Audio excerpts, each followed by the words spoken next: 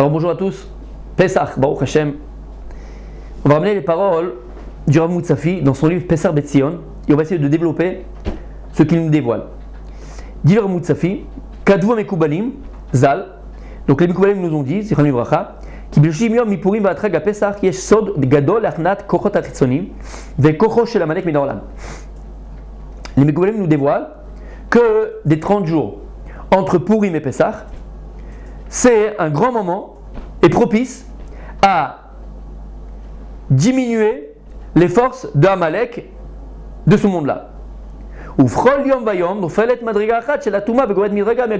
Chaque jour qui passe, jusqu'à qu'on arrive à Pesach, on diminue une force de la Touma, de l'impureté, et on augmente une force de la Gdusha, de la sainteté. Et dans le Zohar, c'est ramené. Le 14 du mois de Hadar, donc Purim, on efface le souvenir d'Aman, d'Amalek, Yetzerara, Min ha'olam, de ce monde-là. Ad, Yudalet Benissan, Shebo Sofim et Hametz, ou Yetzerara, Min ha'olam. Jusqu'au 14 Nissan, qui est la veille de Pessah, où on brûle le Hametz, et là, on anéantit, on brûle complètement le Yetzerara, Amalek, de la surface de la terre. Mais la reine, c'est pour ça qu'il faut faire très attention pendant Pessah de ne pas toujours fauter, puisqu'en vérité tout a été pardonné, puisqu'on a annihilé, complètement anéanti, effacé le Yetzerara. Yafemeot. De ces paroles du Rav Moutsafi, on va voir quelque chose d'extraordinaire. Il nous dévoile qu'il y a donc un lien, un kesher entre Purim et Pessah. Puisque de Purim à Pessah, on a une avoda, on a 30 jours. Pourquoi ?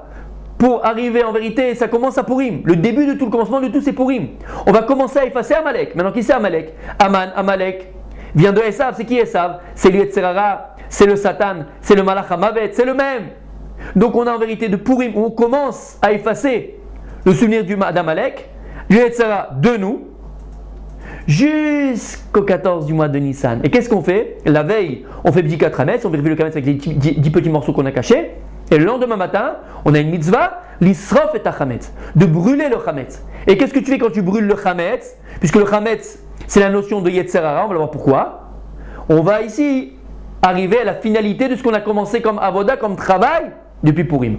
On va brûler le Yetzerara définitivement. Donc on voit qu'il y a donc un lien entre Purim et Pessah. Déjà, de manière très mignonne, très jolie, c'est que il y a 3 mitzvot principales par rapport à Amalek dans la Torah, qui sont, on a le devoir de l'iskor, de se souvenir ce qu'a fait Amalek contre nous dans le désert. On a la mitzvah l'olishkoar, de ne pas oublier ce qu'ils ont fait. Et on a la mitzvah l'imchot, d'effacer le souvenir d'Amalek. Donc il y a 3 mitzvot d'Amalek concernant Amalek dans la Torah. Maintenant Amalek, quand tu prends la valeur numérique du mot Amalek, Aïn, Mem, Lamed, Kouf, équivaut à 240.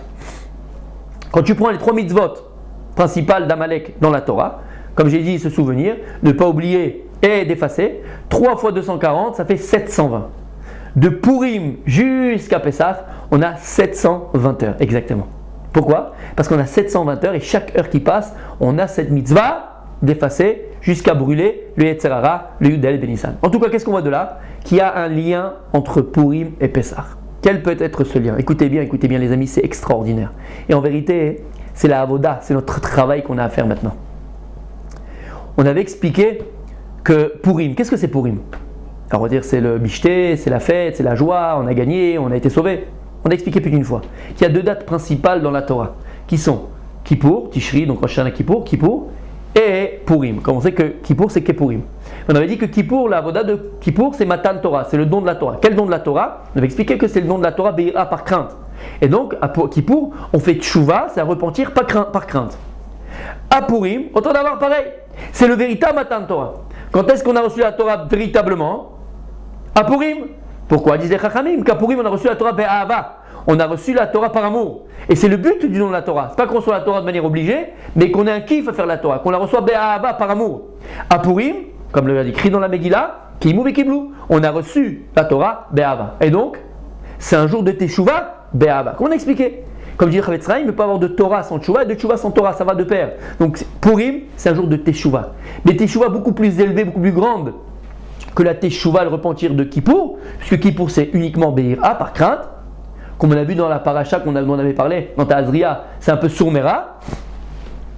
Par contre, à Purim, c'est va, c'est tov. On est dans le bon, dans le bien, dans le positif. C'est me'ava. Donc si on a compris ce principe, les amis, que Purim c'est un jour de Kabbalat Torah me'ava, mais c'est surtout un jour de Teshuvah me'ava. Écoutez bien ce qu'on va dire maintenant. Ça va changer notre vie, B'ezrat Hashem. On a la mitzvah Pesach de manger de la matzah. Et toute l'année, on mange du chametz. Quelle différence y a-t-il entre chametz et matzah? Pour comprendre ça, il y a le Bnei Issachar. Le Bnei Issachar, c'est le Rabbi Midinov. Il a écrit plusieurs livres. Il grade des Pirka, il grade des Kala, quelque chose d'extraordinaire. Et il dit là-bas quelque chose de magnifique. Il y a une Umara dans Masechet Yoma qui dit Abal et Ta'er, mais Sa'inoto. Quelqu'un qui vient pour se purifier, Akajou il vient l'aider. Abal Itama, Potrino. Quelqu'un qui vient pour s'impurifier, Potrino, on lui ouvre la porte. Pshat Pashut, simplement, tout le monde comprend que voilà, si quelqu'un il vient, l'État quelqu'un qui vient pour se rapprocher de Dieu, qui vient faire tchouva, qui vient se rapprocher du vrai, alors Kadosh Baruch Hu, il vient, il aide, il lui donne la main, il aide.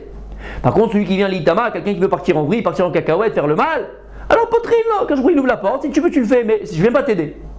Il pose la question au Bnei Issachar.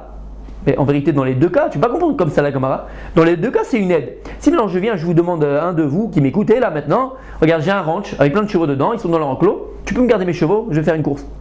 Je reviens, il n'y a plus de chevaux, la porte de l'enclos elle est ouverte. Je dis, qu'est-ce qui s'est passé? Ils ont cassé la porte, qu'est-ce qu'ils ont fait? Je dis, non, je sais pas, je m'ennuyais, j'ai ouvert la porte et ils sont sortis. Je dis, mais t'es un vrai malade. Il dit, mais non, j'ai rien fait, quoi, t'as rien fait, t'ouvres la porte. Si la porte était pas mal, ils auraient pu sortir, donc tu les as aidés à sortir. Dieu Bnei Issachar, c'est pareil. Ça veut dire quoi? Balitama, Potrino. Celui qui vient s'impurifier, Dieu il ouvre la porte. Dans le bon, le temps, on dit, mais ça, notre Dieu vient aider. Mais là aussi, c'est une aide. Si Dieu il ouvre la porte, alors c'est la porte, comme on dit en français, c'est la porte ouverte à n'importe quoi, à tout. C'est-à-dire que tu permets à la personne de sortir, les tarboutras, à faire n'importe quoi. Donc tu vois aussi, c'est une sorte d'aide, donc c'est aussi tu l'aides. Alors pourquoi on a changé le lachon? Pourquoi le langage il est différent? Dans les deux cas, Hachem il aide en vérité. Et il explique comme ça, écoutez bien. Il y a une autre Gemara dans Masechet Menachot. La Gemara dit que ce monde-là, le monde terrestre, il ressemble à Arsadra. C'est quoi Arsadra? Ça ressemble à un chet, ça ressemble à une rue, à une impasse. Vous savez, comme avec trois côtés. Et la Gemara dit pourquoi est-ce que ça ressemble comme un chet? Pourquoi ça ressemble à une Arsadra? Parce que c'est ouvert vers le bas. Un chet, il est ouvert vers le bas. Et pour te dire que quoi? Parce que tout celui qui veut sortir les taboutra, Reshut Beyado, tout celui qui veut sortir du monde, en vérité de son monde, et faire n'importe quoi, s'envoyer en l'air et perdre tout ce qu'il a, il peut le faire. Tu peux sortir du monde. Déjà de là on voit que quoi hein? Que Kadosh Baruch Hu, il a créé un monde. Et le monde que Dieu il t'a créé à toi, c'est le monde le plus parfait. Maintenant il y a trois choses qui font sortir l'homme de son monde. De ton monde à toi. Akina, Ta'ava, Ayetzerara, la jalousie. Lorsque tu mets tes yeux à chaque fois sur ce que tu n'as pas, ce qui ne t'appartient pas. Tu compares toujours ta femme à la femme de ton voisin. Regarde comme elle est gentille, comme elle est belle, comme elle est attentionnée. Habibi, ça c'est la jalousie. Dit la Gemara, ce que tu vois, là où tu mets tes yeux et que tu désires, tu l'auras jamais. Et ce que tu l'avais, tu vas le perdre.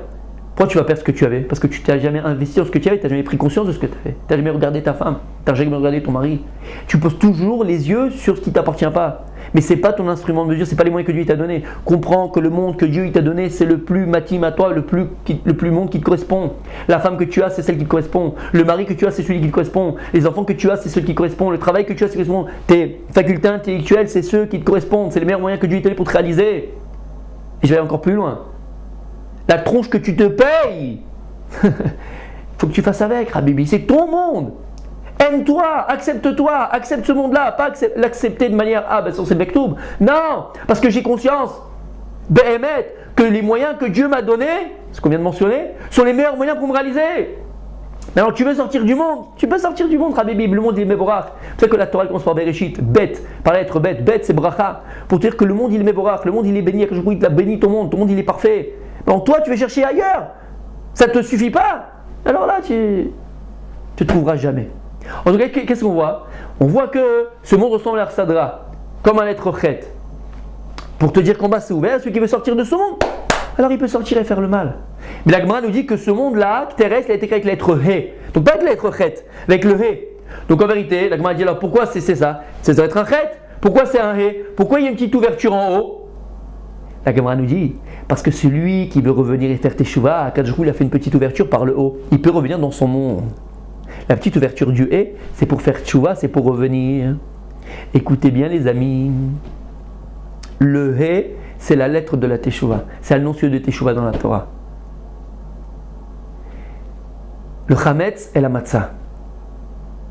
Le Chametz, c'est la notion de Yetzer Hara. Pourquoi ? Lorsque tu fais tes chalotes le Shabbat, tu les prépares, tu les mets dans le four. Quand tu vas sortir les chalotes du four, elles ne sortent pas comme tu les as rentrées. Elles sont différentes, elles ont gonflé.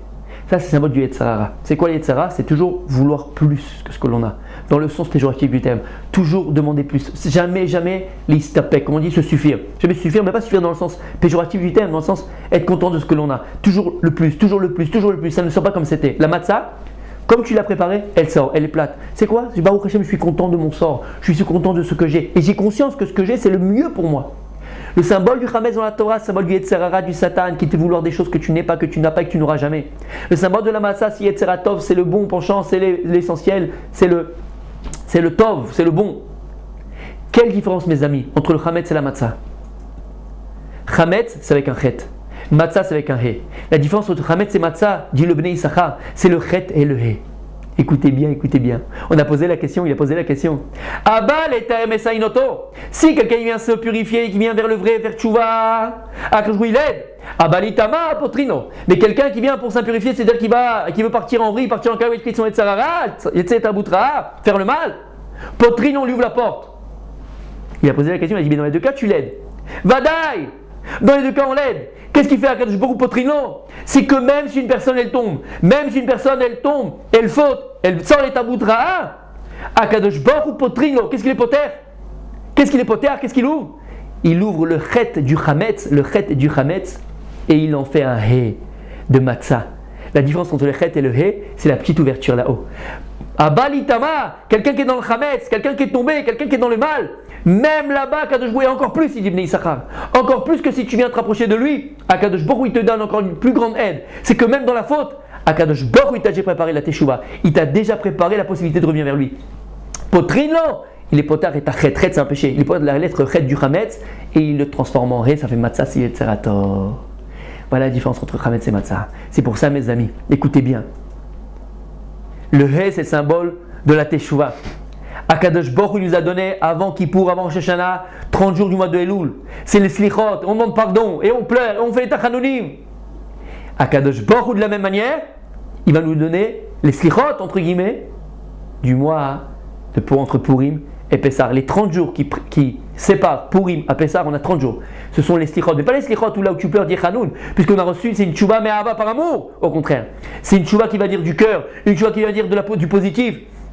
On a 30 jours pour arriver à Pessah Bezrat Hashem, Nisrof et Chametz, transformer le Chametz, le Chet, faire l'ouverture, faire Teshuvah, revenir avec Akadosh Baruch Hu, transformer le Chametz en Matzah, transformer le Chet en He. Chag Sameach Bezrat Hashem, on se retrouve la prochaine fois. Au revoir.